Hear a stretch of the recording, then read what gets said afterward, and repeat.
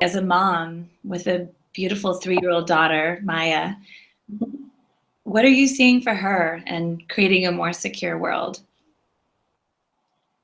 You know, it's scary. And I really never thought I would say that, Melanie. I really never thought I would say that. I wore the headscarf, the hijab, by choice from the time I was 16 and until recently. So almost about 11 years. And it was some of the proudest moments of my life, because I felt like, as a born and raised American, I felt very secure in my identity as an American, and equally secure in my identity as a Muslim and a Palestinian. And I felt, the hijab was one way for me to present both.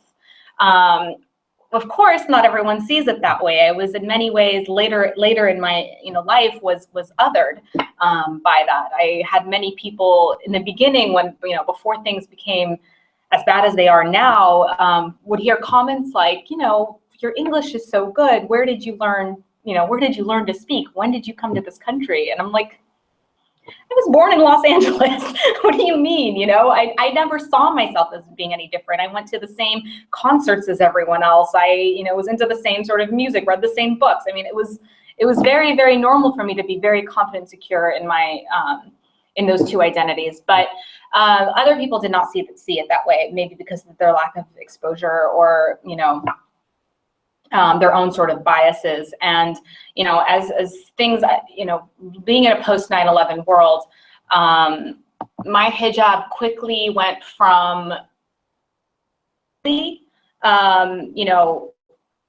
sort of faith, charged in my own convictions about faith, to being more of a, what's the word?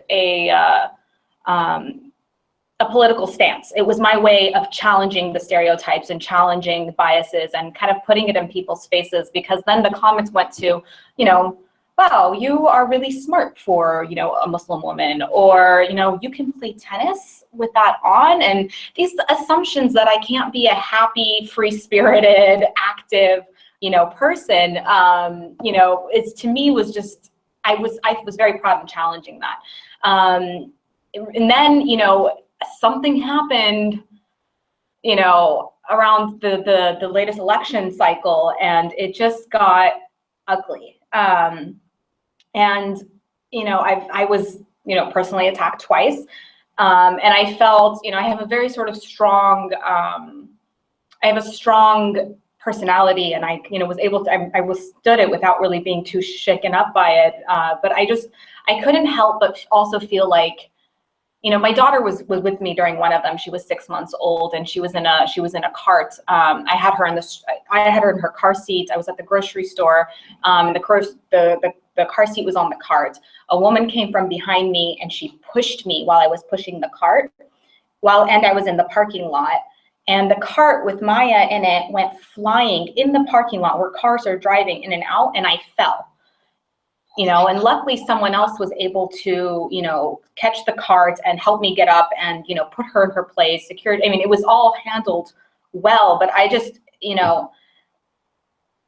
it dawned on me that this is very different than what it used to be. And so, while I was very lucky and very fortunate to grow up in a very open-minded, sort of liberal, community and environment in Southern California, it's really not the same everywhere else.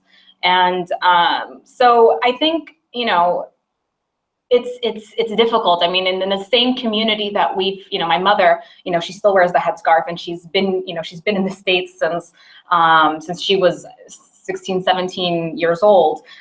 She doesn't have an accent or anything at all. She's the typical soccer mom.